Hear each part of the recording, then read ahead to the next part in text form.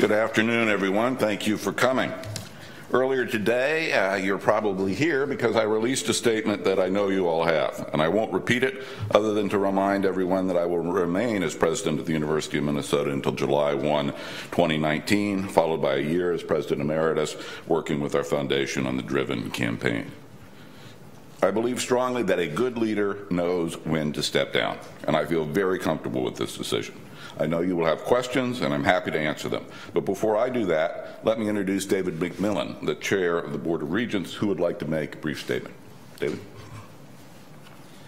Thank you, President Kaler. As the President said, my name is Dave McMillan. I have the privilege and the honor of serving as the chair of the university's Board of Regents. And I've got three messages for you and the many stakeholders of this university and the people of Minnesota today. And they're all thank you messages, but the first of those is I want to thank Eric for his remarkable and extraordinary leadership of this institution over the past 7 years.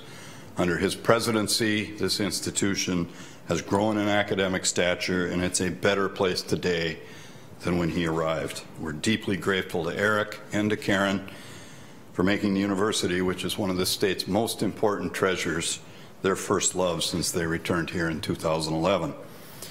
Second, the board is equally grateful to Eric for giving us the luxury of time in which to plan and then execute a thoughtful and comprehensive search for his successor. The university is a world-class institution. It has a world-class leader today. It deserves another world-class leader in the future. Knowing that we have Eric at the helm for the entire 2018-2019 academic year gives us the ability to manage this transition the way it has to be managed and should be managed, with attention to stakeholders, time for input, and an opportunity to build a high-quality pool of candidates that reflects the caliber of Minnesota's research university. Third, the board and the university are fortunate that Eric's committed to stay here as our president and leader through the entire upcoming academic year. Eric's 7th year as president has been, if not, probably the most productive and consequential in his tenure. The advances in academic medicine are but one example of the important work that Eric and his leadership team have advanced and, importantly, that need to be completed under his watch. With the foundation, Eric publicly launched the ambitious Driven campaign last September, and we are thrilled, and I repeat thrilled, that he's committed to focusing his considerable talents on philanthropy during the 2019-20 academic year when he steps down as president and assumes a president emeritus title. I'm confident, the board's confident, that President Kaler's 8th year will build upon the successes of this past year, and his 9th year will help the foundation set the course towards a successful conclusion of the Driven campaign. Thank you. Now we'll open it up to questions. If you can just raise your hand, we'll call on you if there are any. Mark?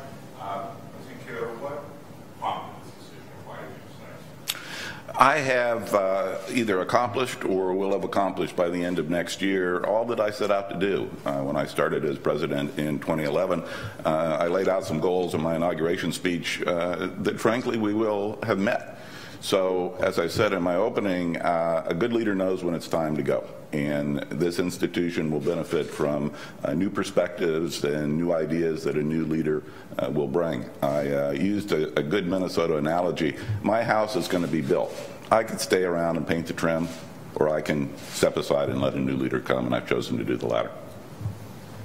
Yeah, what kind of discussion or input did any of the board have in this decision, and how long has this been? So the board and I, and I'll ask the chair to speak for the board chair and I and vice chair have had conversations over about the past 6 months about what this would look like in the timing, and it's really important to me to do this now so that the board does have adequate time to find my successor, who will be the 17th president of the University of Minnesota. But we've been in these conversations for about 6 months, and they've crystallized over the past several weeks. Josh? Seems the board regents in the last few years become more assertive and older that maybe got harder to do. Is that anything to do with why? You know, there's always tension's too strong a word, but a push and a pull, typically between governing boards and presidents. Sometimes it's more visible to the public than others. But I have a very good relationship with the board and great respect for the Regents, and we've been a good team over the past 7 years, and we'll be a good team in year number 8. Tom in the back. Yeah, President Taylor, was this decision entirely yours, or just like you say, good leadership? Leader knows when to step aside. Did the board ever say, maybe it's time for new leadership, or was this all yours? It was all my decision in the sense of moving this forward, but certainly annually we have performance conversations, and I am nearing the last 2 years of my existing contract, so it's a natural conversation for the board to have with me and me to have with the board. But again, this is my decision to do this at this point in time.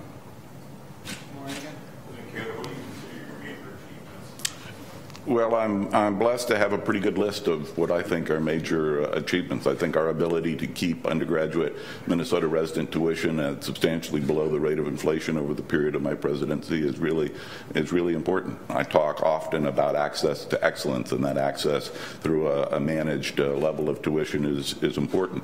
The other side of that phrase is excellent, and this university is much better off now than it was when I started. We are routinely in the conversation about being a top 10 public research university in the United States, and that was a goal I set in 2011, and we've done that.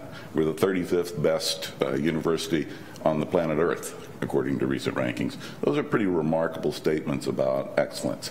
I'm also very pleased that we've gotten our relationship with Fairview Health Services through the mHealth agreement to a good place. We still have the definitive agreements to get finished. That's an important part of my year 8 work, so we've made great advances on the medical side. Our research enterprise has grown. Our commitment and delivery of value to the state of Minnesota is stronger than it ever was. And last, but for many people not least, I think we've hit a reset button on Gopher Athletics and move forward both in facilities and coaching staff to a place that will enable our student athletes to have more success. And Steve in the front right. And what are your biggest disappointments? You know, I don't have a lot of disappointments. I'm very fortunate in my life to be able to say that. One would always, I suppose, like more. We've made important steps in philanthropy. More is always better there. It would always be nice if the state of Minnesota was more generous with its support, but those fall short of disappointments. What are your biggest concerns with the university moving forward, and what role should that play? I think that's a great question, and I think probably the single biggest obstacle facing higher education in general and the University of Minnesota perhaps in particular is the public attitude towards higher education, towards seeing the value of public higher education, being willing to invest in it, and a growing sense of anti-intellectualism or the idea that you don't really need to go to college to be successful. Those are worrisome trends in our nation, and they're reflected in some elements of our population more acutely than others. But that's a real concern, and the next president, not to help define the job for that person, will need to be a fierce advocate for the value of public higher education to the public. Maura? When you say what happened 6 months ago that made you start thinking about leaving before your time? I don't think there's a particular thing that triggered that, but again, as you're entering the last quarter of a contract, you begin to think about legacy. And as I did that, I began to realize, you know, I've done what I can do, and maybe it's time to let somebody with fresh ideas come on board. And I'm also 61 years old. I have plenty of energy and effort to put into the next chapter of my life. So, as I said, it's time. President Taylor, have you ordered a football team with a basketball team to win a Big Ten title? Well, Tom, not only that, I have booked my tickets to Pasadena and plan to be at the next Final Four, too. So we're set. And he's going to be at the next Frozen Four when the UMD Bulldogs play to repeat their titles. On a more serious note, That was a serious question. would that help with the fundraising efforts you want to do when you're President Emeritus, having a successful sports program? You know, people have different opinions about that, but I am firmly in the camp that a strong sports program, particularly for the Gophers and our over 500,000 living alums, is really important. I think it's part of our brand. I think it helps us in the general nature of feeling good about who the university is. And people like winners. That's a general rule, and I think it will be helpful to us. Josh? Have you come to some agreement on what compensation will be after you leave? You want to take that? Yes, we have all of the agreement worked out in principle. I don't want to get ahead of my board, but I'm confident that we'll have a contract amendment which will, in large part, if not almost entirely, keep the existing terms of President Kaler's agreement in place and accommodate for a ramp down in his responsibilities in that 2019-2020 year when he picks up a growing share of the responsibility for fundraising. So everything that's in the contract amendment we're working on, which still needs to be approved by the board, you'll see in the original contract that the amendment he executed in 2014 with us. Katrina, from left. What's the general timeline of finding the replacement for the president? Will it be, when does that process start then? Well, it's a very good question also that we've begun our conversations now that President Kaler has finalized his decision, and we had an opportunity at the retreat to visit about that. I don't want to get ahead of my board, but that begins immediately in terms of what the scope, scale, participants in a search process look like, and I, in my opening remarks, outlined some of the key things. We've got a lot of stakeholders at this university, and their voices need to be heard, and again, thanks to President Kaler's thoughtful approach to this, we have the time to make sure we do that right, but it begins right away. We got more up front, right? I'd like another Eric Kaler and somebody who's able to look over the horizon at the changing, what I'll call the business model for public higher education, where I think we have to compete for the best students in the country and in the state. We have to compete with a lot of other socioeconomic concerns that the legislature has and that they have to fund. And I think, as President Kaler mentioned, we'll be looking for somebody with some fresh vision and some fresh perspectives to help us navigate what's certainly going to be some challenges, but also capture opportunities. And again, I'll end that answer where I started it, and that is somebody with the full set of talents and extraordinary capabilities that this president has would be wonderful to find again. I'm sorry? The Board of Regents will, and we haven't yet decided if we'll have a committee of the board, if we'll have one member of the board.